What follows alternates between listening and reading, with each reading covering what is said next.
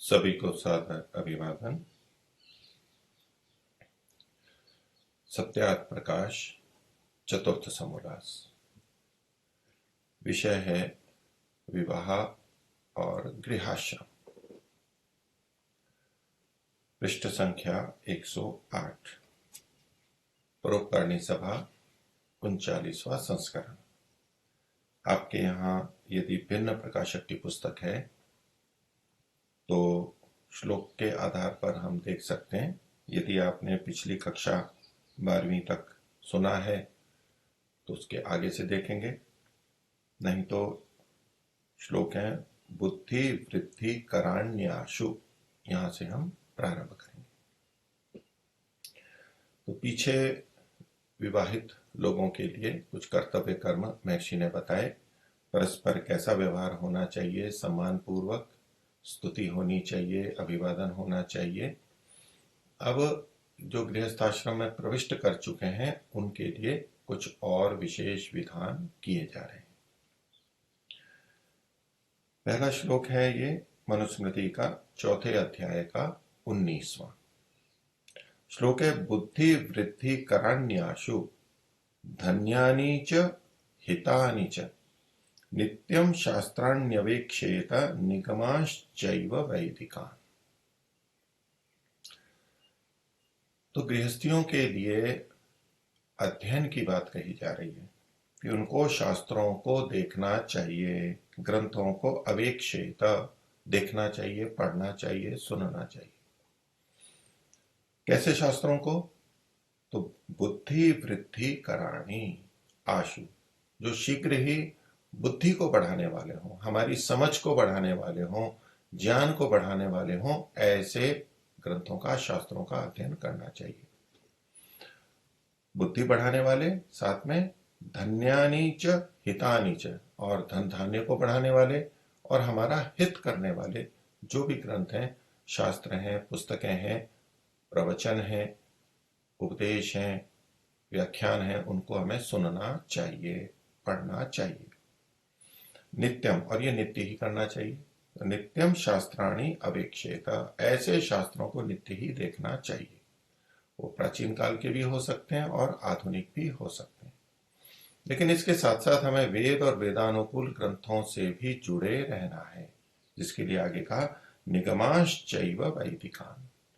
प्राचीन शास्त्र भी होते हैं, वेद हैं, और वेदानुकूल जो ग्रंथ हैं उनको यहाँ पर निगम कहा गया। निगमाश्चैव वैदिकान्।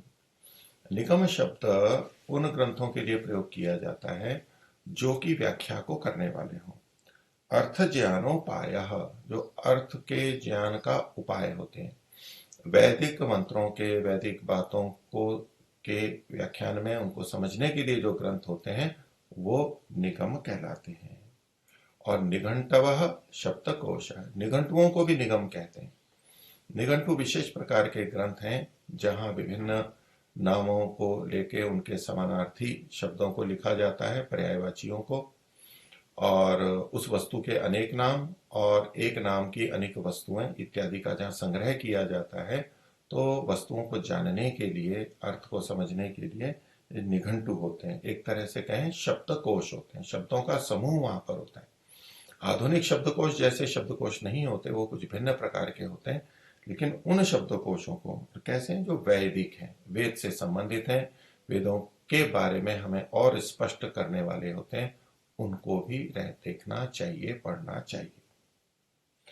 ये जो निगम होते हैं ये पौरुषेय होते हैं, पुरुषों की रचना होते हैं, यानी ये ईश्वर की रचना नहीं होते हैं, किंतु वेद मूलक होने से ये प्रमाण कहलाते हैं।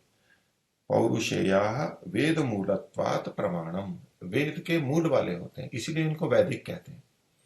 वेदानुकूल होते हैं, वेद को ध्यान में रख के किए हुए होते हैं, और वैदिक अर्थों को बताने वाले होते हैं, उनको निगम कहते हैं। तो संसार में जिस युग में हम रह रहे हैं उस समय से संबंधित जो बातें होती हैं हमारे व्यवहार के लिए, समझ के लिए, उनको भी हमें पढ़ना होता है और पढ़ना चाहिए, ताकि हम चल रहे समाज के अनुसार व्यवहार कर सकें, उन यंत्रों का प्रयोग कर सकें, अन्य घटनाओं को जान सकें, व्यवस्थाओं को देख सकें, उन घटनाओं से समझ सकें, सीख समझ सकें, तो ये ज्ञान को, धन को और हित को बढ़ाने वाली होती है। यदि हम उन्हें नहीं जानेंगे तो हम अपने हित को करने में चूक सकते हैं। लेकिन वेद से भी जुड़े रहना है, वैदिक ग्रंथों से भी हमें जुड़े रहना है, दोनों तरह से जुड़े रहना है। यहां गृहस्थियों के लिए ये बात विशेष रूप से क्यों कही गई है? बाकी जो 3 आश्रम हैं, ब्रह्मचर्य आश्रम, वहां तो अध्ययन होता ही है, मुख्य बात है। वानप्रस्थी भी स्वाध्याय करते हैं, वहां भी उनको पर्याप्त समय मिलता है। और सन्यासी भी स्वाध्याय करते हैं, चिंतन मनन करते हैं। भले ही कितना भी जान लिया हो तो भी स्वाध्याय आदि का विधान वहां भी है, वो सबके लिए है। लेकिन गृहस्थ में आकर के व्यक्ति अपने कर्तव्यों के प्रति अधिक झुक जाता है। परिवार के, माता पिता के, राष्ट्र के, सेवा के, जीविकोपार्जन के, बहुत सारी बातें होती हैं जहां उसे भाग लेना होता है, अपने कर्तव्यों को पूरा करना होता है। ऐसे में स्वाध्याय छूट सा जाता है और पहले जो कि अध्ययन किया हुआ होता है उसके आधार पर चलते रहते हैं। लेकिन शास्त्र का कथन है कि अध्ययन तो उनको भी करते ही रहना चाहिए। और ये बात हमें समावर्तन में भी दी जाती है, शिक्षा दी जाती है। जब गुरुकुल से पढ़ के निकलते हैं, गृहस्थ की तरफ, घर की तरफ आते हैं, तो वहां समावर्तन में, उपनिषद में ये बातें बताई गई हैं। तो एक निर्देश दिया जाता है, स्वाध्याय प्रवचनाभ्याम मां प्रमदितव्यम।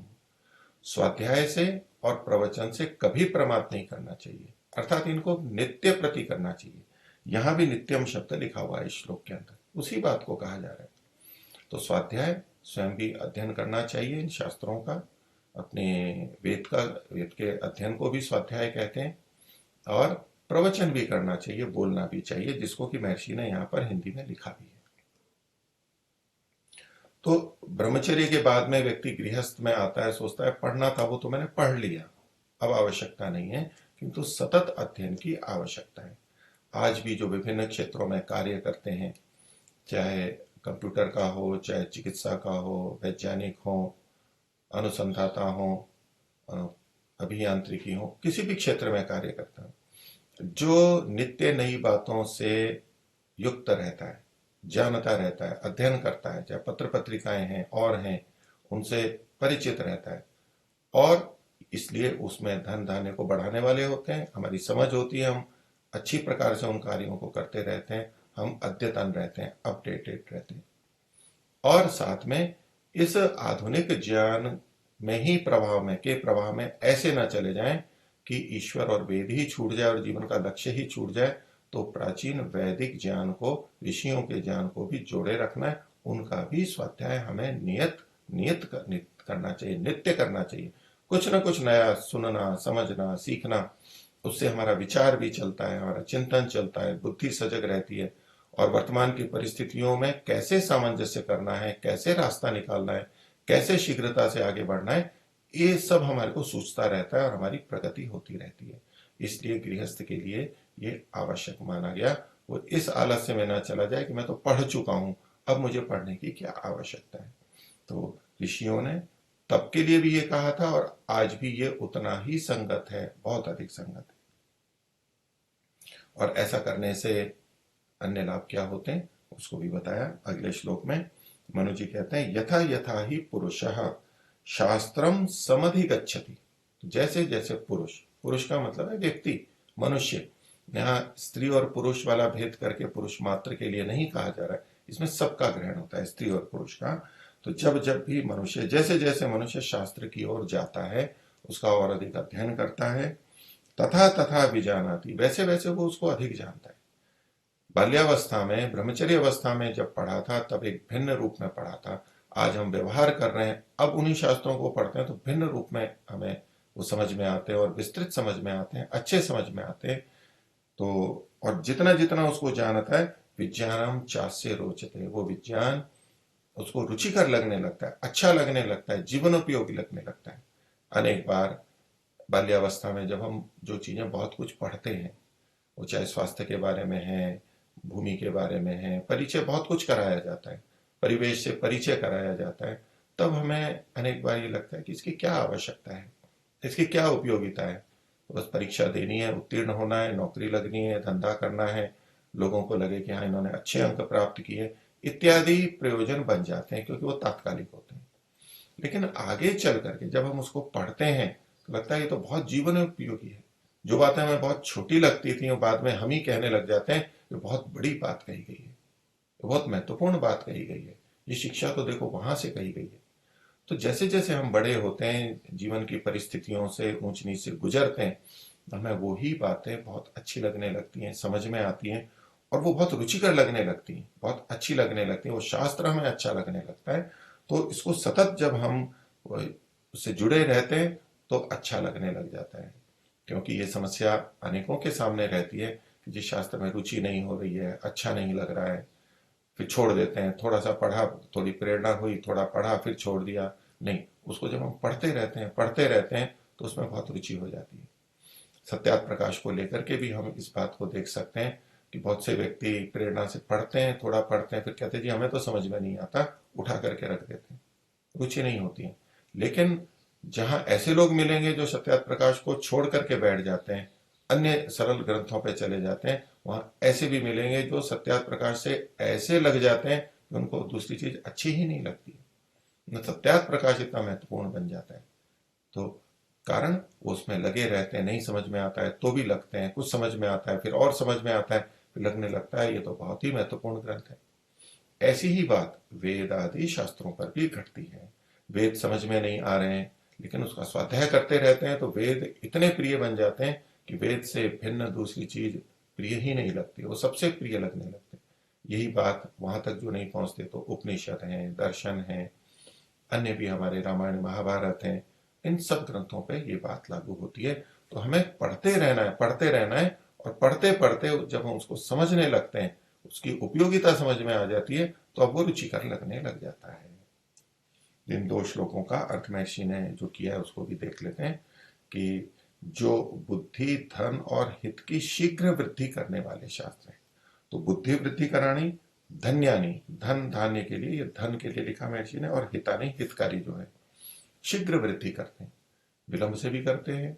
बिना पढ़े भी व्यक्ति वृद्धि करता है अपने आप सोच समझ करके, लेकिन उसमें विलंब होता है, खुद ठोकरें खा कर करके सीखता है। लेकिन शास्त्रों को पढ़ लेता है तो युक्तियां सूझ जाती हैं, रास्ते दिख जाते हैं, और बहुत शीघ्रता से आगे बढ़ जाता है। तो ये वृद्धि करने वाले जो शास्त्र हैं और वेद हैं, उनको नित्य सुने और सुनावे। तो यहां तो पढ़ने के लिए ही कहा, लेकिन महर्षि की जैसी शैली है, सुने भी और सुनावे भी। महर्षि ने यहाँ पर समावर्तन वाले उपदेश को समाहित किया है। स्वाध्याय स्वाध्याय प्रवचनाभ्याम मां प्रमदितव्यम, तो स्वाध्याय भी और प्रवचन भी है। तो प्रवचन में सुने और सुनावे, प्रवचन करेंगे तो सुनाएंगे, दूसरों को बताना भी चाहिए। इससे हमारी भी वृद्धि होती है, हमें भी शास्त्र समझ में आता है, और दूसरों के लिए भी हितकारी होता है। जब हम दूसरों से सुनते हैं तो दूसरों को भी सुनाना चाहिए, दूसरों को का भी हित होना चाहिए, इस भावना से ये किया जाता है। तो उनको नित्य सुने और सुनावे। ब्रह्मचर्य आश्रम में पढ़े हों उनको स्त्री पुरुष नित्य विचारा और पढ़ाया करें। ब्रह्मचर्य आश्रम तो पूरा हो गया, लेकिन वो ग्रंथ तो हैं हमारे पास, पढ़े हुए हैं, उन शास्त्रों को भी अब गृहस्थ में रहते हुए भी पढ़ना और पढ़ाना है, क्योंकि इनका व्यवहार तो अब अधिक होगा, जीवन में तो अब ये अब अधिक आएंगे। तो ब्रह्मचर्य आश्रम में पढ़े हुए जो ग्रंथ हैं उनको स्त्री और पुरुष यानी पति पत्नी दोनों ही सबके लिए है। क्योंकि यहां पर ये कहा था कि यथा यथा ही पुरुष, तो केवल पुरुष ही नहीं, स्त्री और पुरुष दोनों का ही ग्रहण होता है, महर्षि ने स्पष्ट लिखा ही है। तो उनको स्त्री पुरुष नित्य विचारा करें, क्योंकि पहले पढ़ चुके हैं, अब उस पर विचार करना है। विचार करने के लिए फिर आवृत्ति करनी होगी, पढ़ेंगे कि अच्छा हमने पहले ये पढ़ा था, इस पर और विचार करते हैं, क्या उपयोगिता है इसकी, कैसे इसको व्यवहार में लाना है, इत्यादि किया जाता है। कुछ ना कुछ प्रतिदिन होता है, और उसको पढ़ाया करें, दूसरों को भी बताया करें। अन्य गृहस्थियों को बता सकते हैं, हमने ये विचार किया, आपस में कुछ लोग बैठ करके कर सकते हैं, परिवार में, इष्ट मित्रों में, समाज में, ऐसा ऐसा पढ़ा, ऐसा ऐसा हुआ, ये विचार आया, तो परस्पर चर्चा भी होती है, दूसरों का भी हम सुन सकते हैं और दूसरों को भी सुना सकते हैं। दूसरे श्लोक का अर्थ महर्षि करते हैं, क्योंकि, ऐसा क्यों करें, क्योंकि जैसे जैसे मनुष्य शास्त्रों को यथावत जानता है, तो जो उन पढ़ी हुई बातों पर विचार करते हैं तो हम उसको अधिक अच्छी तरह जान पाते हैं। बचपन में उतना अच्छा नहीं जान पाते अपेक्षा से। तो शास्त्रों को यथावत जानता है, वैसे वैसे उसका विज्ञान बढ़ता जाता है। विज्ञान के लिए पीछे महर्षि ने बात बताई थी, ज्ञान और विज्ञान। तो जो सूचनाएं हैं, जानकारियां हैं, वो तो ज्ञान में आ गई, और जो उनका व्यवहारिक उपयोग लेना है उसको विज्ञान कहा गया। तो उसको विज्ञान बढ़ता जाता है, अर्थात जो पहले जाना था, अब विचारा, अब उसको उपयोग में लाना अधिक हो जाता है, उसकी सार्थकता होने लगती है, तो इसका विज्ञान बढ़ता है और उसी में रुचि भी बढ़ती जाती है, क्योंकि वो प्रत्यक्ष देखता है कि ऐसा करने से ये लाभ हुआ, ऐसा करने से ये लाभ हुआ, और ऐसा नहीं किया शास्त्रोक्त विधि से तो उससे ये हानि हो गई। शास्त्र में जो मना किया गया था वो मैंने किया तो देखो ये हानि हो गई, और शास्त्र में जो मना किया गया था उसको मैंने नहीं किया तो मैं इस हानि से बच गया, ये मेरे को लाभ हुआ। तो उसमें रुचि बढ़ती जाती है, क्योंकि आत्मा की या व्यक्ति की रुचि उसी में बढ़ती है जिसका लाभ उसे प्रतीत होता है। तो इसलिए गृहस्थियों के लिए, सभी स्त्री पुरुषों के लिए ये आवश्यक कार्य कहा गया है। अब केवल धनार्जन करना ही उसका प्रयोजन नहीं है, उसको और चीजों का भी ध्यान रखना है। और हमारे यहाँ तो ये आश्रम नाम दिया गया है इसको, ब्रह्मचर्य भी आश्रम है। हम सामान्यतः सोचते हैं आश्रम है कहीं जंगल में बना हुआ है, खेतों में बना हुआ है, कुछ कुटियाएं हैं, व्यवस्थाएं वैसी हैं, घर से भिन्न है, उनको हम आश्रम कहते हैं कि वो ब्रह्मचर्य आश्रम है, गुरुकुल में जाके रहता है, आश्रम में रह रहा है। वानप्रस्थी है, वो आश्रम में जाके रह रहा है, वो भी एक आश्रम हो गया। सन्यासी हैं, ये भी आश्रमों में रहते हैं। लेकिन यह तो गृहस्थ को भी आश्रम ही कहा गया है। जब गांव में, नगर में, जहां हमारा घर है वहां रहते हैं, वो भी आश्रम ही है। वैदिक रीति से जब हम इसको पालन करते हैं विवाह के बाद, तो गृहाश्रम या गृहस्थ आश्रम आश्रम है ये। यहाँ सब ओर से श्रम किया जाता है, परिश्रम किया जाता है। ये घर भी एक आश्रम ही है, तपस्या की स्थली है, और हमें उन्नत करने वाली है। उसी के लिए ये विधि विधान बताए गए कि कब ये आश्रम बनेगा, कब ये हमारी उन्नति का कारण बनेगा। अब और गृहस्थियों के लिए कर्तव्य बताए जा रहे हैं, जिनको हम सामान्य रीति से पंच महायज्ञ के नाम से कहते हैं। 5 यज्ञ हैं, 5 महायज्ञ हैं। तो यहाँ पर शब्द कुछ भिन्न है, लेकिन उसी तरफ संकेत है। महर्षि के वचनों को भी हम देख लेंगे, अर्थ को, और मूल को भी देख लेते हैं। ये मनुस्मृति अध्याय 3 70वां श्लोक है नीचे वाला, और ऊपर वाला जो है यह ऋषि यज्ञम देव यज्ञम, ये मनुस्मृति के 4थे अध्याय का 21वां श्लोक है। तो कहते हैं ऋषि यज्ञम देव यज्ञम भूत यज्ञम च सर्वदा नृयज्ञम पितृयज्ञम च यथाशक्ति न हापयेत। तो देखिए ऋषि यज्ञ, जिसको हम ब्रह्म यज्ञ के नाम से भी बोलते हैं, ये ऋषि यज्ञ ज्ञान का यज्ञ है, ईश्वर से जुड़े रहने का यज्ञ है, इसको ऋषि यज्ञ कहते हैं। दूसरा देव यज्ञ, ये प्रसिद्ध है। भूत यज्ञ है, ये बलि वैश्व देव यज्ञ है, भूतों यानी प्राणियों के हित के लिए करना। और नृयज्ञम, नृ कहते हैं मनुष्य को, नर को, तो ये अतिथियों के लिए है, अतिथि यज्ञ। और पितृयज्ञ, ये पितृयज्ञ इसी नाम से प्रसिद्ध है। इन 5 यज्ञों को सर्वदा करे और यथाशक्ति न हापये, जहां तक हो सके तब तक इनका निषेध न करे, यानी इनको छोड़े नहीं, इनको करता ही रहे। यहां पर एक ये यथाशक्ति शब्द लिखा हुआ है। वैसे इनको सदा करना है, सर्वदा करना है, प्रतिदिन के कार्य हैं, नित्य कर्म है, लेकिन फिर भी कभी ये नहीं हो पाते। कभी कभी अपवाद रूप में कोई परिस्थिति आ जाती है, किसी एक दिन आ जाती है, या कई बार कई लंबे समय तक, दिनों तक भी आ जाती है, तो वहां पर इसके लिए अवकाश भी रखा गया है। गृहस्थी के लिए कुछ चीजें, ऐसी स्थितियां बनती हैं कि वो नहीं कर पाते, तो चिकित्सालय में है, कहीं इधर उधर जाना पड़ गया, तो चूंकि इनका विधान कहा गया, नित्य कहा गया, तो व्यक्ति के मन में ये ग्लानि भी ना आए कि मेरा आज छूट गया तो बहुत बुरा हो गया, मैंने तो बहुत, मैं पथभ्रष्ट हो गया हूँ, पथच्युत हो गया हूँ, धर्म से च्युत हो गया हूँ, ऐसे हीन भावना में भी ना जाए, क्योंकि वो पैसे तो करता ही है, लेकिन कभी कभी ऐसी स्थितियां बनती हैं, तो वहां थोड़ा अवकाश भी दिया गया है। ये इसको इतना कठिन या कठोर नहीं बनाया गया है कि मन की प्रसन्नता भी समाप्त हो जाए और बाकी कार्यों में भी बाधा पड़े। इसलिए कहा यथाशक्ति न हाफे, यथा सामर्थ्य जहां तक हो सके इनको ना छोड़े, इनको करता रहे। इन्हीं के बारे में व्याख्या की जा रही है कि इसमें होता क्या है। तो अध्यापनम ब्रह्म यज्ञ, ब्रह्म यज्ञ है, ये अध्यापन को ब्रह्म यज्ञ कहा गया। अध्ययन, अध्यापन।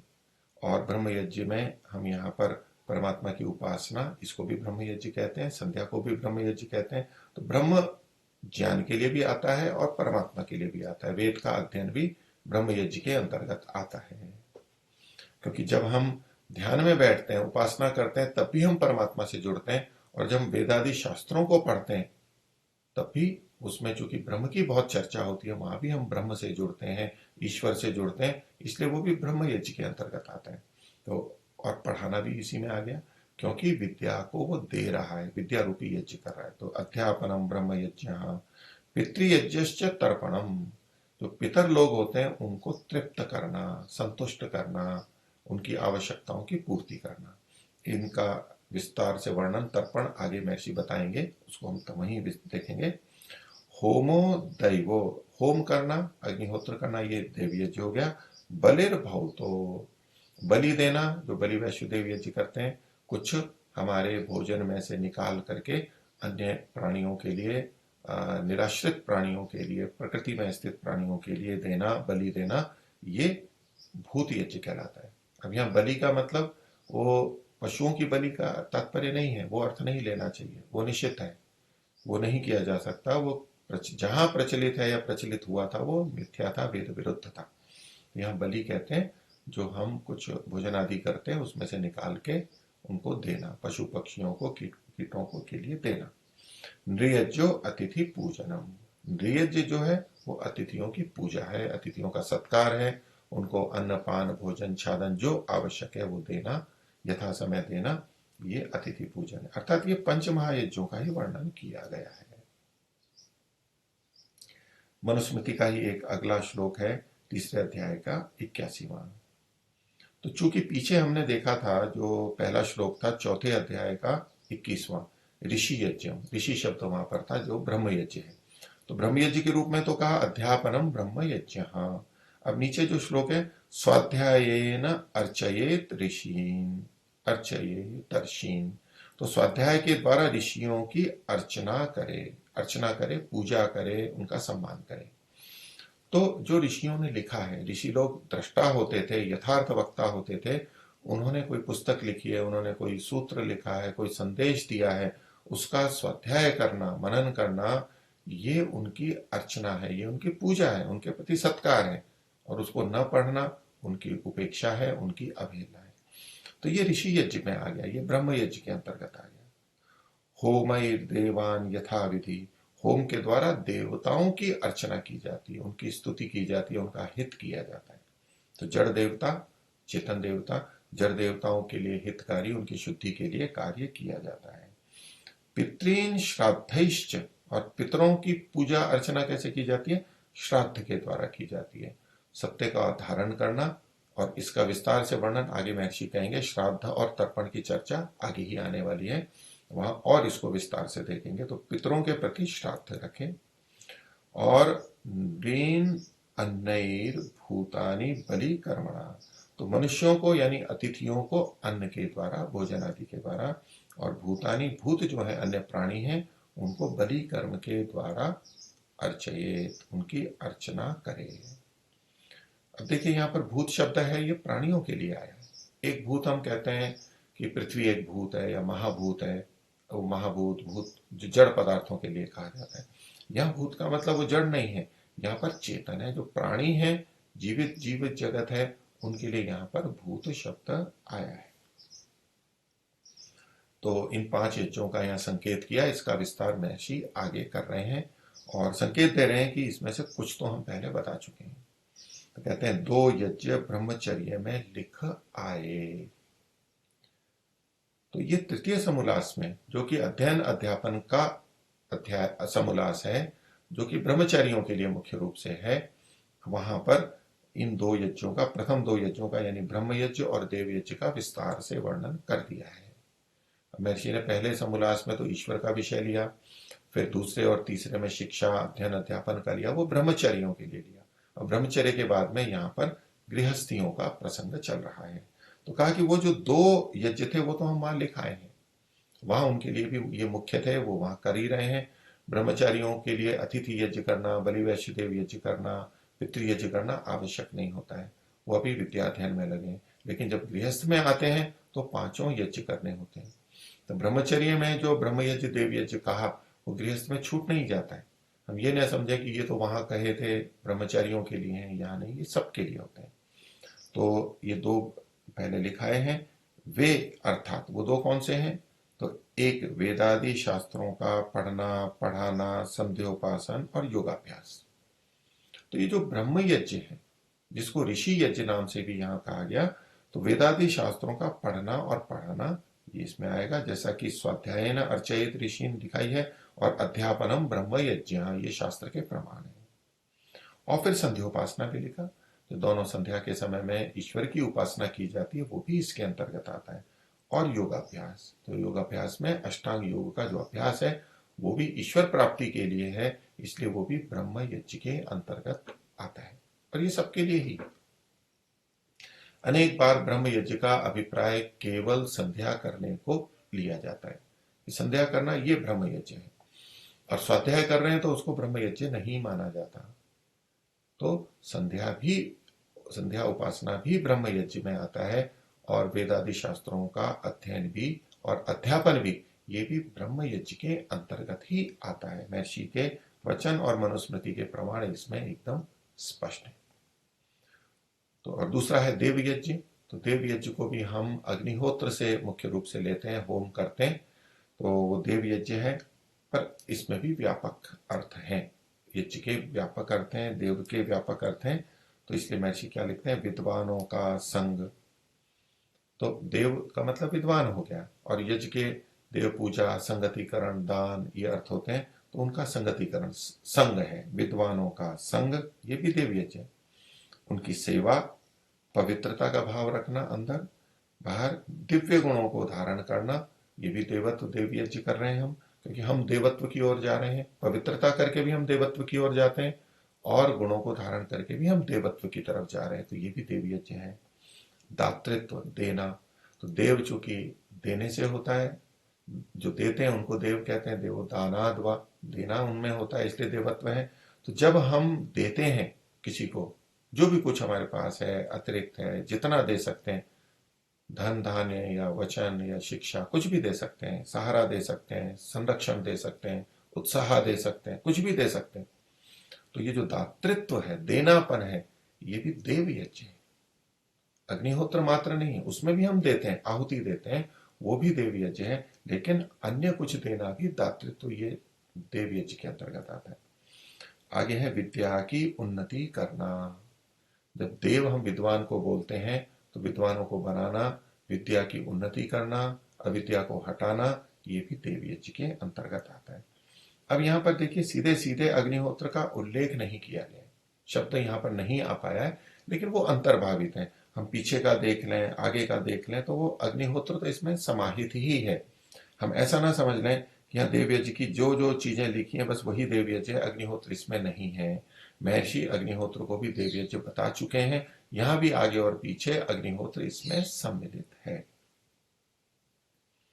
तो ये जो दो यज्ञ हैं, ब्रह्म यज्ञ और देव यज्ञ, इसके लिए कह रहे हैं ये दोनों यज्ञ सायं प्रातः करना होता है, दोनों समय करना चाहिए, दोनों समय के लिए हितकर है, और सायं और प्रातः करना चाहिए। इसकी पुष्टि में आगे प्रमाण दिए जा रहे हैं। नहीं तो एक समय करते हैं वो भी अच्छा है, उससे भी लाभ है, लेकिन आदर्श स्थिति में ये दोनों समय करना चाहिए, यानी ब्रह्म यज्ञ भी दोनों समय और देव यज्ञ भी दोनों समय। तब ये गृहस्थाश्रम इहलोक और परलोक के लिए भी हितकारी होता है। महर्षि ने तो गृहस्थ के लिए बहुत अधिक श्रेष्ठ बातें कर दी हैं कि इहलोक में भी उपकारक है, परलोक में भी उपकारक है। ये तब होता है जब इस तरह से किया जाता है। तो प्रातः और सायं की जो ये तो बात है कि प्रातः भी करना चाहिए, सायकाल भी करना चाहिए, इसके विषय में अब महर्षि प्रमाण दे रहे हैं। तो यहाँ पर महर्षि ने सबसे पहले अथर्ववेद का प्रमाण दिया है, वेद का प्रमाण दिया है। तो दोनों समय यज्ञ और संध्या करनी चाहिए, ब्रह्म यज्ञ देव यज्ञ करना चाहिए, उसका प्रमाण दिया है। यहाँ मुख्य रूप से अग्निहोत्र के बारे में कहा जा रहा है। ये अथर्ववेद के 19वें कांड का 55वें सूक्त का तीसरा और चौथा मंत्र है। और यहाँ जो लिखा है, तीसरे मंत्र की भी पहली पंक्ति है और चौथे मंत्र की भी पहली पंक्ति है। यहाँ पूरे मंत्र नहीं दिए हैं, दूसरी पंक्तियां वेद में अलग से दी हुई हैं। पहली पंक्ति का प्रयोग यहाँ प्रसंगवशात जो पुष्टि करनी थी, प्रमाण देना था, उसके लिए मात्र किया है। तो पहला है, सायं सायं गृहपतिर्नो अग्नि प्रातः प्रातः सौमनस्य दाता। और प्रातः प्रातः गृहपतिर्नो अग्नि सायं सायं सौमनस्य दाता, लगभग एक जैसी वाक्य रचना है, केवल सायं और प्रातः का यहाँ पर भेद किया गया है। तो सायंकाल का समय, संधि का समय, और प्रातःकाल का समय, ये दोनों संध्या काल है। जब सूर्यास्त होता है ये, और फिर प्रातः सूर्योदय होता है ये। तो हमारे यहाँ पर जो कर्मकांड होता है, अग्निहोत्र होता है, वो सायंकाल से प्रारंभ होता है, अर्थात सायंकाल होता है और प्रातःकाल होके उसकी पूर्णता होती है। सामान्यतः हमारे मन में आता है कि प्रातःकाल किया उस दिन का और फिर सायंकाल किया, लेकिन वैसे होता यह है कि सायंकाल प्रारंभ किया और प्रातःकाल किया, ये पूर्ण हो गया, फिर सायंकाल किया, फिर प्रातःकाल किया। यहाँ मंत्र में भी देखिए, पहले सायं सायं लिखा है, फिर प्रातः प्रातः लिखा है, क्योंकि जब हम ये सोचते हैं कि दिन के प्रारंभ में दोनों समय करना चाहिए, तो प्रातःकाल का पहले हो गया और सायंकाल का बाद में हुआ। फिर वेद में पहले सायंकाल का लिख दिया, फिर प्रातःकाल का लिखा। तो वास्तव में ये विधि ऐसी है कि सायंकाल का और फिर प्रातःकाल का। तो इसमें महर्षि जो अर्थ करते हैं कि जो संध्या संध्या काल में होम करता है, तो प्रातः और संध्या सायं ये दोनों संध्या काल है, संधि है, दिन और रात की संधि है। होम करता है वह हुत द्रव्य प्रातः काल तक वायु शुद्धि द्वारा सुखकारी होता है। यानी संध्या के समय, या संध्या का मतलब सायंकाल को लिया गया है, तो प्रातः काल तक उपकारी होता है। और जो अग्नि में प्रातः प्रातः काल में होम किया जाता है, वह हुत द्रव्य सायंकाल पर्यंत वायु के शुद्धि द्वारा बल बुद्धि और आरोग्य कारक होता है। अब इसमें चूंकि महर्षि ने भूमिका में दोनों को लिखा है कि ये दोनों यज्ञ सायं प्रातः करना होता है, तो यज्ञ ब्रह्म यज्ञ के लिए भी इसको ग्रहण कर सकते हैं। तो जो अग्निहोत्र है उससे संबंधित तो हिंदी में महर्षि ने लिखा कि सायंकाल संध्या के समय करते हैं, तो उससे प्रातःकाल पर्यंत हमारा अच्छा रहता है, वायु आदि की शुद्धि, स्वास्थ्य की दृष्टि से और मन की दृष्टि से भी। वेद में जो लिखा है, सौमनस्य दाता, सुमनता को देने वाला होता है, अच्छे मन को देने वाला होता है। तो पुष्प को भी सुमन कहते हैं, उसका भी नाम है। तो अच्छा मन होता है, प्रसन्न मन होता है, उत्साहित मन होता है, निराशा नहीं होती है, अंदर शांति होती है, अशांति नहीं होती है। तो ये जो मानसिक स्थिति है, ये बड़ी महत्वपूर्ण है। भौतिक लाभ तो होते ही हैं, लेकिन यज्ञादि के करने से हमारे मन में भी प्रसन्नता और अच्छापन आता है। और हमें ये ध्यान रखना चाहिए, देना चाहिए कि यज्ञ करते समय उसके बाद में हमें ऐसा लगना चाहिए कि अंदर भी हमारे अच्छा हुआ है। यदि हम यंत्रवत कर रहे हैं, बलात् कर रहे हैं, जबरदस्ती कर रहे हैं, तो वो प्रसन्नता का लाभ नहीं आ पाता। बाह्य लाभ भले ही हो जाए, लेकिन अंदर का लाभ नहीं होता, और बाह्य लाभ भी अधिक नहीं हो पाएगा। इसी तरह से ब्रह्म यज्ञ भी है, उपासना भी है, कि उसके करने से, ईश्वर का स्मरण करने से, ईश्वर के निकट अपने को ले जाने से मन की प्रसन्नता होती है, मन में तनाव हटता है, मन में निराशा हटती है, मन में उत्साह रहता है, मन में सहाय का भाव रहता है, निर्बलता नहीं लगती है, अंदर से आंतरिक बल बना रहता है। तो ये सब चीजें, तो संध्या प्रातःकाल की तो उसका प्रभाव सायंकाल तक है, सायंकाल की तो प्रातःकाल तक के लिए। अर्थात ये दोनों समय करने का प्रयोजन है कि उसका प्रभाव देर तक रहता है और उससे हम लाभान्वित होते रहते हैं। तो दोनों यज्ञों के लिए ये बात लागू होती है। आगे एक और प्रमाण दिया महर्षि ने, ये षड्विंश ब्राह्मण से मिलता जुलता है कि तस्माद अहोरात्रस्य संयोगे, अहोरात्र का संयोग हो, दिन और रात्र का जहां संयोग हो, अर्थात दोनों संध्या काल, सायंकाल का और प्रातःकाल का। तस्माद अहोरात्र से संयोगे ब्राह्मण संध्याम उपासीत, तो उसमें संध्या का की उपासना करनी चाहिए, नहीं संध्या करनी चाहिए। ये ब्रह्म यज्ञ से संबंधित हो गया, पीछे अग्निहोत्र से संबंधित आया, ये ब्रह्म यज्ञ से संबंधित भी हो गया। दोनों समय ये करनी चाहिए, और ये सबके लिए है, ये केवल ब्राह्मण के लिए नहीं है। ब्राह्मण के लिए तो विशेष रूप से विधान है, किंतु ये सबके लिए है, मनुष्य मात्र के लिए है। और आगे कहते हैं, ये तैत्तिरीय ब्राह्मण का वचन है, तैत्तिरीय आरण्यक का, कि उद्यंतम अस्तम यान्तम आदित्यम अभिध्यायन, कि ये जो संध्या या यज्ञ आदि किए जाते हैं उसमें साथ में कि उद्यंतम उगते हुए और अस्तम यान्तम अस्ताचल की तरफ जाते हुए आदित्य का ध्यान करते हुए। ये जो आदित्य सूर्य है इसको भी आदित्य कहा जाता है और परमात्मा को भी आदित्य कहा जाता है।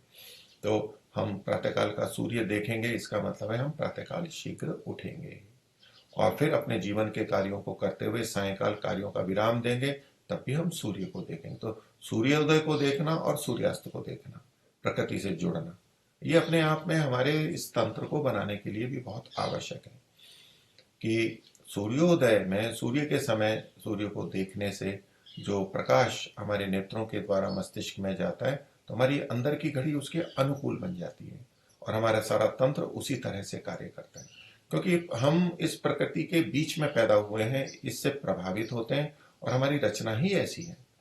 इसी तरह से सायंकाल हमें सूर्य को अस्त होते हुए देखना है तो हमारी क्रियाएं अंदर की उसके अनुकूल होती हैं।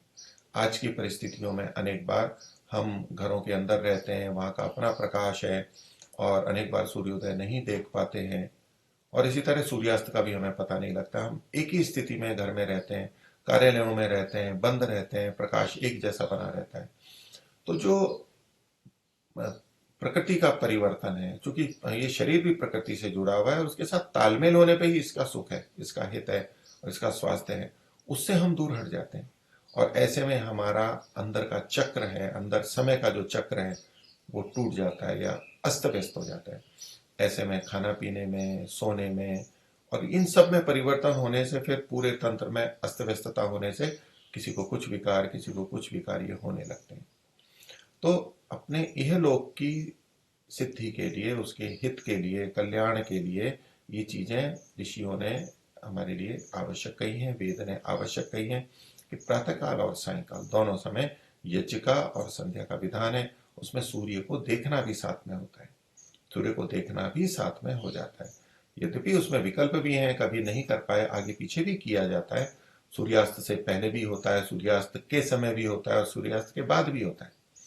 इसी तरह प्रातःकाल भी सूर्योदय से पहले भी यज्ञ किया जा सकता है, सूर्योदय के समय भी किया जा सकता है और सूर्योदय के बाद भी होता है और किसी परिस्थिति में नैमित्तिक जो होते हैं वो दिन में या अन्य समय में भी किए जाते हैं, उसका निषेध नहीं है।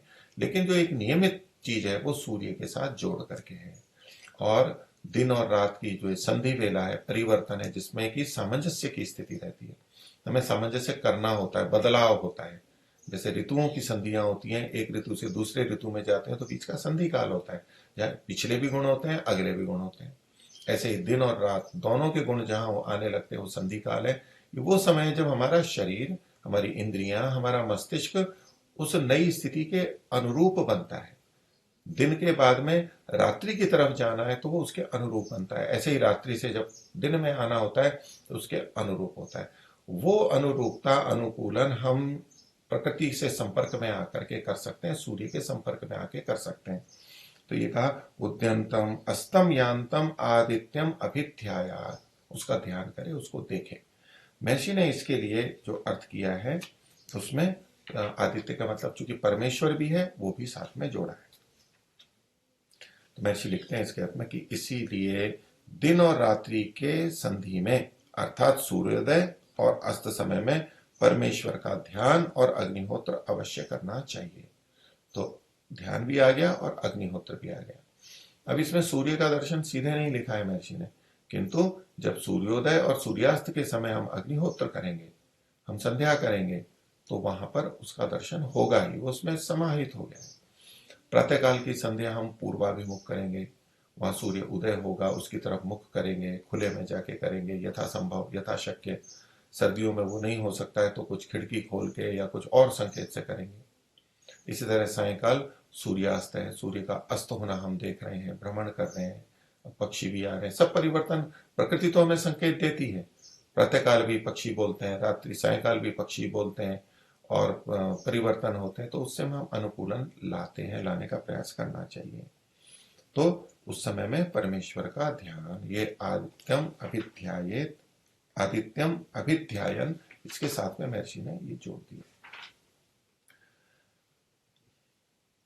अब इसमें मनुस्मृति का एक विधान कहा जा रहा है और इन दोनों बातों की कितनी मुख्यता है, गंभीरता है, वो हमें पता लगती है। इतना कठोर और इतना नियमबद्ध यहाँ पर करने के लिए कहा गया है। तो चौथा श्लोक है ये, यहाँ पर चौथा प्रमाण है, ये मनुस्मृति के दूसरे अध्याय का 103वां श्लोक है। उसमें कहते हैं, न तिष्ठति तु यह पूर्वाम नोपास्ते यस्तु पश्चिमाम स साधुभिर्बहिष्कार्यः सर्वस्मात् द्विज कर्मणः। तो यह जो भी मनुष्य, कोई भी हो सकता है वो, पूर्वाम न तिष्ठति, जो पूर्व में यानी पूर्व दिशा में जब सूर्य उगता है उस समय बैठता नहीं है। क्यों नहीं बैठता है, यानी किस चीज के लिए नहीं बैठता है, तो ब्रह्म यज्ञ के लिए, देव यज्ञ के लिए नहीं बैठता है, उसी का यहाँ पर प्रसंग है। उसके लिए जो नहीं बैठता है। और नोपास्ते यस्तु पश्चिमा, और जो पश्चिम में जब सायंकाल होता है उस समय भी उसकी उपासना नहीं करता है। जो पूर्व की उपासना नहीं करता है, जो पश्चिम की उपासना नहीं करता है, इसका मतलब है पूर्व दिशा विमुख होके प्रातःकाल जब यज्ञ और ध्यान नहीं करता है, उपासना नहीं करता है, और सायंकाल पश्चिम की तरफ मुख करके यज्ञ और उपासना नहीं करता है, तो ऐसा व्यक्ति नोपास्ते यस्तु पश्चिमा। अब देखिए, पहले में तिष्ठति शब्द लिखा है, न तिष्ठति तो यह पूर्वम, दूसरे में लिखा है नोपास्ते यस्तु पश्चिमा, जो उपासना नहीं करता है। तो तिष्ठति और उपासना ये दोनों जगह एक ही अर्थ को देने वाले हैं। बैठना उपासना है और उपासना है वो बैठना है, दोनों में ही दोनों अर्थ घटते हैं। तो जो ऐसा करता है, यानी जो नहीं करता है ऐसा, स साधुभिर बहिष्कार्य, जो साधु हैं, श्रेष्ठ लोग हैं, उनके द्वारा उसका बहिष्कार किया जाना चाहिए, उसकी उपेक्षा की जानी चाहिए। अब ये एक कठोर विधान है कि ऐसे व्यक्ति का बहिष्कार कर दो। कहाँ कर दो, किन कार्यों में, सर्वस्मात् द्विज कर्मणा, द्विजों के जो कर्म होते हैं, बुद्धिमानों के जो कर्म होते हैं, उनसे उसको अलग कर देना चाहिए। द्विज कौन होते हैं, ब्राह्मण, क्षत्रिय और वैश्य। चूंकि उनका दूसरा जन्म हुआ होता है, विद्या का जन्म भी हुआ होता है। शूद्र का शरीर का जन्म होता है, विद्या का जन्म नहीं हो पाता है, वो कर नहीं पाता है, सामर्थ्य कम होती है, ये बहुत कम ज्ञान कर पाता है। तो द्विज कर्म जो श्रेष्ठ कर्म है उससे इसको अलग कर देना चाहिए। तो जो ब्राह्मण, क्षत्रिय, वैश्य के कर्म है, ये कर्म, ये जो वर्ण है ब्राह्मण, क्षत्रिय, वैश्य के, अपनी आजीविका के लिए हैं, लेकिन आजीविका ऐसी नहीं है कि बस केवल आजीविका के लिए है। अभी तो चोर भी कहेगा मेरी ये आजीविका है, जेब काटने वाला भी कहेगा। जैसे कई बार बहुत से वकील या सीए ये कह देते हैं, ये हमारे को तो ऐसा ही गलत करना है, यही हमारी आजीविका है। नहीं, यहाँ पर आजीविका भी करनी है, लेकिन उसमें युक्ति युक्त और धर्म पूर्वक भी करना है। ये परंतु ये कैसे बना रहेगा, नहीं तो धन का आकर्षण तो इतना होता है कि व्यक्ति कमाने लगता है तो उसी ओर चला जाता है और वही मुख्य बन जाता है। और प्रत्यक्ष में चूंकि धन की ही इतनी महत्ता है और उसके उपयोग में आ रही होती है, तो वो धन ही उसके सिर पर चढ़ा हुआ रहता है और उसी को ध्यान में रख करके निर्णय होता है। जिसमें अधिक धन आए वो करना, और जिसमें कम धन आए उसे या ना आए उसको ना करना। बस निर्णय का आधार ये धन ही बन जाता है। लेकिन अगर ऐसा होगा, जो द्विज कर्म होंगे, श्रेष्ठ कर्म होंगे, यदि हम यज्ञ और उपासना से पृथक होकर के जी रहे हैं और कर्मों को कर रहे हैं, तो ये फिर वो द्विजत्व तो उसमें नहीं रहेगा। जो ज्ञान के कारण से श्रेष्ठता रहनी चाहिए वो नहीं रहेगा। हम लक्ष्य से भटक सकते हैं, नीचे गिर सकते हैं, लक्ष्य हमारा ढीला हो सकता है, धर्म के मार्ग से हम ढीले हो सकते हैं, च्युत हो सकते हैं। तो इसलिए, और वो व्यक्ति ढंग से कर भी नहीं पाएगा। जब व्यक्ति ईश्वर से जुड़ा हुआ नहीं है, परोपकार की भावना से जुड़ा हुआ नहीं है, ब्रह्म यज्ञ करेगा ईश्वर और शास्त्रों से जुड़ेगा, देव यज्ञ करेगा विद्वानों से जुड़ेगा, प्रकृति से जुड़ेगा, परोपकार से जुड़ेगा। तो ज्ञान और परोपकार, ये दोनों भावना, ज्ञान और हित की भावना, ये दोनों जब होंगे तभी तो ये द्विज कर्म, श्रेष्ठ कर्म है, ये हितकारी होंगे। नहीं तो वो इसमें विकार ले आएगा। इसीलिए धर्म के कार्यों में, श्रेष्ठ कार्यों में भी जो विकृतियां आ जाती हैं, उसका कारण यही है। यदि व्यक्ति इनसे जुड़ा हुआ है तो वहां पर गलत नहीं करेगा, वो अच्छा ही करेगा। तो इसलिए चूंकि जो व्यक्ति इनको नहीं कर रहा है और अब वो श्रेष्ठ कार्यों को करने में लग रहा है, तो वो वहां पर भी गलती करेगा और वहां भी उसको अच्छे कार्यों को भी बुरा बना देगा और लोक में अच्छे कार्यों की भी निंदा हो जाएगी। इसलिए उसको इन कार्यों से दूर रखना चाहिए। तो जो आस्तिक हो, ईश्वर को मानता हो, सज्जन हो, धर्मात्मा हो, उनको ही द्विज कर्मों में, श्रेष्ठ कर्मों में मिलजुल के जो हम करते हैं उसमें सम्मिलित करना चाहिए, उन्हीं को दायित्व देना चाहिए और उन्हीं को कार्यों में संलग्न करना चाहिए। ये उसका अभिप्राय प्रतीत होता है। तो इसका यानी ये जो चौथा प्रमाण है उसका महर्षि का अर्थ भी देख लेते हैं कि और जो ये दोनों काम, तो ब्रह्मयज्ञ और देवयज्ञ सायं प्रातःकाल में ना करें। तो दोनों समय की बात है, एक समय भी करता है तो भी न्यूनता मानी जाएगी, पर अभाव में एक समय भी कर रहा है तो भी, और कुछ न करने से तो अच्छा है, इस दृष्टि से वो अच्छी बात है, लेकिन दोनों समय हो तो वो सबसे अच्छी बात है। तो जो दोनों काम सायं और प्रातःकाल में न करे उसको सज्जन लोग, ये जो साधु लोग हैं, ये सज्जन लोग सब द्विजों के कर्मों से बाहर निकाल देंगे। जो अच्छे कार्यों में लिखा हुआ है उनको नहीं, अभी आप अलग रहिए, आप अपने को स्थिति बनाइए तब इस कार्य में आइए। ये जो बहुत पवित्र कार्य होते हैं उसमें अच्छे लोगों को ही लेना चाहिए। तो आगे कहते हैं उसको बाहर निकाल दे, अर्थात उसको शूद्रवत समझे। जैसे शूद्र होता है उसके साथ जैसा व्यवहार होता है कि उसको इन श्रेष्ठ कार्यों में नहीं लगाया जाता, उनको सेवा कार्यों में लगाया जाता है, लेकिन इन श्रेष्ठ कार्यों में नहीं लगाया जाता है। कर्म की दृष्टि से, योग्यता की दृष्टि से वैसा ही उसके लिए भी करना चाहिए। तो अभी पीछे जो दो यज्ञों के बारे में कहा, प्रातःकाल और सायंकाल का, वेद का प्रमाण भी हमने देखा, तो उसमें एक प्रश्न खड़ा किया जा रहा है, क्योंकि समाज में तीन काल में भी ये कथन मिलता है। प्रश्न करता है कि त्रिकाल संध्या क्यों नहीं करनी चाहिए। वो लोग मानते हैं त्रिकाल संध्या करते हैं, प्रातःकाल, मध्यान्ह और रात्रि में। तो वैसे तो अच्छी बात है, यज्ञ के लिए यज्ञ यदि 2 की जगह 3 बार होगा तो भी अच्छा है, और उपासना 2 की जगह 3 बार होगी तो भी अच्छी है, और 3 ही क्यों, उससे ज्यादा भी हो सकती है। तो अच्छी चीजें अधिक मात्रा में की जाए तो और अधिक अच्छी बात है, ये हमारे को एक सामान्य गणित समझ में आता है। लेकिन इसके लिए महर्षि ने अपनी युक्ति दी है। तो जो त्रिकाल संध्या वाला प्रश्न है उसमें देखते हैं महर्षि की क्या दृष्टि है और क्या विवेक है। कि प्रश्न था त्रिकाल संध्या क्यों नहीं करनी चाहिए। इसमें संध्या शब्द पे भी हमें ध्यान देना है। तो उत्तर कहते हैं 3 समय में संधि नहीं होती। ये जो संध्या है, उपासना है, ये संधि शब्द से जुड़ा हुआ है कि जहां संधि होती है उससे संबंधित है, उसको संध्या कहते हैं, संधि से जुड़ा हुआ है। तो महर्षि कह रहे हैं कि 3 समय में तो संधि होती नहीं है, संधि तो 2 ही समय होती है। और ये योग रूढ़ी बन गया ये शब्द अर्थ की दृष्टि से भी कि जो संध्या के संधि के समय किया जाता है उसको संध्या कहते हैं, और वो 2 ही समय होता है और ये उपासना के साथ में जुड़ गया है। तो यही इस बात को बताता है कि 2 ही समय करनी चाहिए और संधि 3 समय होती नहीं है। तो संधि कौन सी, अगर प्रकाश और अंधकार की संधि भी सायं प्रातः 2 ही वेला में होती है। दिन और रात में हम सब प्रतिदिन देखते हैं।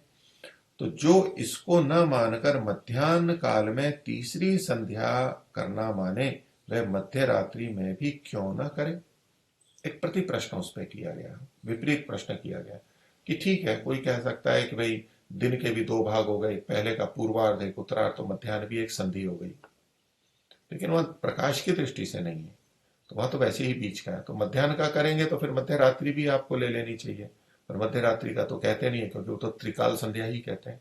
कहेंगे जी मध्य रात्रि में तो हम सोते हैं, वहां तो थोड़ा ना करेंगे, निद्रा बाधित होती है, तो 3 ही कहिए। तो अगर आप संधि के आधार पर कर रहे हो और मध्यान्ह को संधि मान रहे हो तो मध्य रात्रि को भी आपको संधि मानना चाहिए, ये युक्ति कहती है। जैसे हम संधि प्रातःकाल सायकाल को मानते हैं प्रकाश अंधकार के आधार पर, तो 2 समय है तो दोनों का ग्रहण होगा, कोई एक ही को समय में संध्या करे तो वहां भी दोष आएगा। तो ऐसे 3 ना करके फिर आपको 4 करनी चाहिए, तो आप 4 क्यों नहीं करते हो। जो कहे, अगर कहे कि जो मध्य रात्रि में भी करना चाहे, कोई कहने लगे अति में जाके नहीं हम तो मध्य रात्रि में भी करेंगे क्योंकि वहां भी संधि है और युक्ति को मान ले, तो रात को भी फिर करेगा, लेकिन उससे व्यवहार में बाधा आती है। जहां संध्या यज्ञिका में लाभ लेना है तो उसकी अति में जाकर के हानि भी नहीं उठानी, हमें अन्य कार्य भी करने, अति सर्वत्र वर्जयेत, उस भाव से।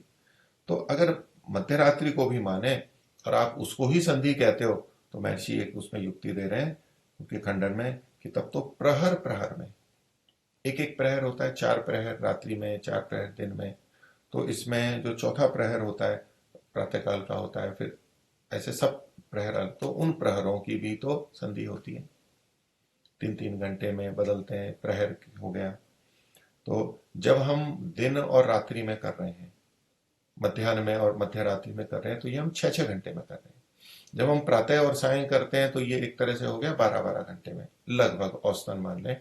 और मध्याह्न और मध्य रात्रि में करेंगे तो हमने 4 भागों में बांट दिया, तो वो 6-6 घंटे हो गए, 24 घंटे में। और प्रहर में करेंगे तो और 2-2 भाग कर दिए, यानी वो 3-3 घंटे में हो गया। और फिर घड़ी घड़ी में, तो फिर थोड़ी थोड़ी देर में कि 48-48 मिनट में एक घड़ी हो गई, उसमें उतने में करें। पल पल में फिर एक एक पल हो गया, उसके बाद दूसरा हो गया, तो संधि तो वहां भी है। और फिर क्षण क्षण में, अगर और छोटे में जाए तो बहुत छोटे छोटे क्षण होते हैं, उसमें भी संधि की बात आएगी। तो जैसे कोई आज की दृष्टि से कहे कि फिर तो घंटे घंटे में भी संधि होती है, 1 घंटे से दूसरे घंटे में जाना, और फिर एक एक मिनट की भी संधि होती है, फिर एक एक सेकंड की भी संधि होती है, और फिर और भी जाए, फिर तो हर समय ये करते ही रहना पड़ेगा। तो ये संधियां ऐसे नहीं देखी जाती है, व्यवहार में नहीं देखी जाती। दूसरा, इनमें इतना परिवर्तन नहीं होता कि उसको संधि मानी जाए। कि मान लीजिए 10 और 11 बज रहे हैं, 10 से 11 बज रहे हैं, तो वहां जो संधि है तो थोड़ा ही तो परिवर्तन है, वो तो बीच में भी होता है। 1 मिनट से दूसरे मिनट में ऐसा कोई विशेष परिवर्तन नहीं होता है, 1 घंटे से दूसरे घंटे में विशेष परिवर्तन नहीं होता है। लेकिन हाँ, दिन और रात्र में तो परिवर्तन होता है, इसलिए संधि काल 2 ही माने जाते हैं। तो महर्षि आगे कहते हैं, जो ऐसा भी चाहे कोई अति में जाके कि हर क्षण में भी संधि होती है, तो जब संध्या है तो हर संधि में होनी चाहिए, ऐसा कोई हट करे, अति में जाए, तो कहते हैं कि ऐसा चाहे तो हो ही नहीं सकता, ये संभव ही नहीं है। तो क्षण क्षण में तो संभव नहीं है। कोई कहेगा जी 3 में तो हो सकती है, संभव है, हम कर लेते हैं। देखिए देखिए, संभव तो है, लेकिन दिन के अपने कार्य भी होते हैं, उनकी तरफ भी हमें ध्यान रखना है और एक जीवन को संतुलित रूप से करना है। वेद में जब प्रातःकाल सायकाल की बात कही है, 2 काल की, और उससे प्रातःकाल का प्रभाव सायकाल तक, सायकाल का प्रभाव फिर प्रातःकाल तक रहने की बात कही है, तो हमें उसको मान के करना चाहिए। तो इसमें महर्षि शास्त्र को ले रहे हैं बीच में, शब्द प्रमाण को, कि और किसी शास्त्र का मध्यान्ह संध्या में प्रमाण भी नहीं है, न वेद में है, न वेदानुकूल जो ऋषिकृत ग्रंथ है उसमें है। ये तो बाद के लोगों ने प्रचलित कर दिया है, तो शास्त्र प्रमाण भी नहीं है। पहले युक्ति दी, समझाया, और फिर शास्त्र के प्रमाण का भी संकेत कर दिया। आगे कहते हैं, इसलिए दोनों कालों में संध्या और अग्निहोत्र करना करना चाहिए, तीसरे काल में नहीं। ये तीसरे काल में नहीं करना चाहिए, यानी मध्याह्न में नहीं करना चाहिए। क्योंकि तीसरा काल मध्याह्न का है, इसलिए यहां पर उसी का ग्रहण होता है। अब इस विधान को देख करके किसी कोई ये कह सकता है कि जी कई बार तो जी मध्याह्न में यज्ञ करते हैं, कोई कार्यक्रम होता है, गृह प्रवेश है और है, तो मध्याह्न में करते हैं, सायकाल करते हैं, विवाह संस्कार है सायकाल करते हैं, इत्यादि बहुत सी जगह पे किया जाता है। तो यहाँ तो महर्षि मना कर रहे हैं। तो ये दैनिक अग्निहोत्र की बात है, जो नैमित्तिक कर्म है वहां पर यथा समय जब जो संस्कार का समय वो किया जा सकता है। और अग्निहोत्र के लिए भी ये प्रसंग जो प्रातःकाल सायकाल का है, जो नियमित करते हैं, प्रातःकाल और सायकाल करते हैं नियमित, 3 का निषेध करने के लिए 2 का कथन यहाँ पर किया गया है। किंतु जो व्यक्ति कभी यज्ञ नहीं करते या कभी कभी करते हैं और उनको अनुकूलता मध्याह्न में ही हो पाती है, तो कभी भी यज्ञ न करें, उसकी अपेक्षा यदि वो मध्याह्न में कर रहे हैं तो उसमें आपत्ति नहीं है, किया जा सकता है। यहाँ मध्याह्न में करना ही नहीं चाहिए, कभी भी किसी को ऐसा संकेत नहीं लेना चाहिए। 2 बार की दृष्टि से जब है, जब आपने प्रातः साय कर लिया, तो अब आपको मध्याह्न में करने की आवश्यकता नहीं है, उसमें अन्य कर्तव्य कर्मों का पालन करेंगे। तो ये नियमित दिनचर्या की दृष्टि से है, नहीं तो कभी भी कर सकते हैं। यही बात उपासना ध्यान के लिए भी है, ब्रह्म यज्ञ के लिए है। अब ब्रह्म यज्ञ में तो स्वाध्याय भी कहा गया है, तो प्रातःकाल सायकाल तो स्वाध्याय होता है, वो एक बात है। लेकिन ब्राह्मण है और हैं, वो दिन में भी करते हैं, उसका निषेध नहीं हो रहा है कि हमें दिन में नहीं करना चाहिए। और संध्या जो करते हैं उपासना, वो भी प्रातःकाल सायकाल है। अब यदि किसी के मन में आता है कि मैं और ध्यान करूं, आज दिन में भी बैठूं और सायकाल भी बैठूं, मध्याह्न में बैठूं, रात्रि में बैठूं, ऐसा किसी के मन में आता है तो उसका निषेध नहीं है। जब भी मन में भाव उठते हैं और हम अन्य कार्यों से निवृत्त हैं, हमें कोई बाधा नहीं है, तो कभी भी संध्या की जा सकती है, परमात्मा की उपासना की जा सकती है। महर्षि उसका निषेध नहीं कर रहे। जो ईश्वर का ध्यान कभी भी किया जा सकता है, यज्ञ भी कभी किया जा सकता है, बाकी सब अनुकूलताएं देखनी चाहिए। तो जो तीसरे काल का मना है, ये प्रसंग के अनुसार इस संदर्भ में ही मना समझना चाहिए, जो नियमित करते हैं उनके लिए। अब आगे जो पूर्व पक्षी ने जो पहले प्रश्न कहा था कि त्रिकाल संध्या क्यों नहीं करनी चाहिए, तो ये जो त्रिकाल शब्द है उस पर केंद्रित हो रहे। त्रिकाल मतलब तीन काल। तो तीन काल का मतलब एक प्रातः काल, मध्याह्न और सायंकाल। तो ये तो काल का कोई निर्धारण नहीं है कि तीन काल होते हैं, तो वहां अर्थ क्या होना चाहिए। तो महर्षि कहते हैं कि और जो तीन काल होते हैं वे भूत भविष्यत और वर्तमान के भेद से होते हैं। क्योंकि ये काल का जब हम भेद करते हैं पहला, तो भूत भविष्य वर्तमान, और फिर उसको अन्य खंडों में भी हम विभाजित करके जानते समझते हैं। लेकिन जो तीन काल हैं, तीनों कालों का ज्ञाता, त्रिकालज्ञ इत्यादि जो शब्द प्रयोग किए जाते हैं कि ईश्वर त्रिकालज्ञ है या नहीं है, त्रिकालदर्शी है या नहीं है, कोई मनुष्य ऐसा हो सकता है नहीं हो सकता है, सत्यार्थ प्रकाश में भी ये चर्चा आई है। तो ये जो त्रिकाल है वो भूत भविष्य और वर्तमान, या तो कहें भूत वर्तमान और भविष्य, इसके लिए किया जाता है। आगे कहते हैं संध्योपासना के भेद से नहीं। ये जो तीन काल की संध्या है जिसको आप कह रहे हैं संध्योपासना, उसके आधार पर ये त्रिकाल नहीं होता है, काल का भेद इस आधार पर नहीं किया जाता है। तो इस सब दृष्टि से भी महर्षि दयानंद ने कहा कि हमें इन संधि कालों में करनी चाहिए, ये दोनों यज्ञ, ब्रह्म यज्ञ और देव यज्ञ करने चाहिए। तो आज का विषय इतना ही रखते हैं। आगे फिर अगले यज्ञ को देखेंगे, पितृयज्ञ को देखेंगे जो महर्षि ने आगे लिखा है। सभी को सादर नमस्ते। ओम शांति।